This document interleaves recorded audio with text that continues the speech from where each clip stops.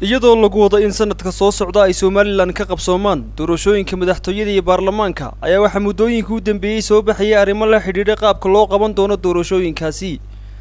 Telefishinka Kalsan ayaa maanta arrintaasi wax ka weydiiyay gudoomiye ku-xigeenka koowaad ee xisbiga mucaaradka wadani Axmed Muumin Seed waxaanu sharaxayaa aragtida ay xisbi ahaan ka qabaan in mar la wada qabto doorashooyinkaasi in la kala saaro. muhiimadda ugu weyn kulley mar walba adduunyadu in caawisa iyo doorashooyinka caawisa waxay awoodda saarayaan mar walba in doorashada madaxweynuhu dhacdo runtii oo aadna inoogu muhiima muxuu ahaayay haddii doorashada baarlamaanka la qabanayana runtii anagu mar walbana aad baan u soo dhaweynaa systemka isasaarka runtii haddii ay dawladdu ka soo bixi karayso shuruudeeda iyo in doorashadaas dhacdo oo baarlamaanka iyo madaxtooyada mar qura la isku wada daro haddii dawladdu taa ka soo bixi karayso runtii anagu ka xisbi ahaan waxaan ka qabnaa ma jirto mar walba waxaan diyaar u nahay in doorashadu ay dhacdo waqtigii loogu talagalay si dalkan dimuqraadiyadiisu hore ugu socoto runtii anigu doorashada madaxweynuhu inay dhacdaan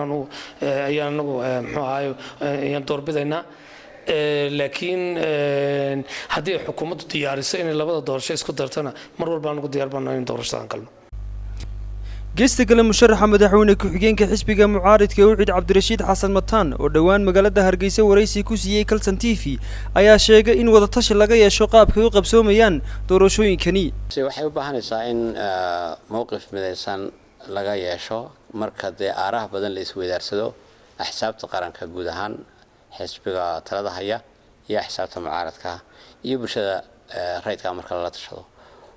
in la kala qaado in la isasaaro iyo talaba ka soo bixi guud ahaan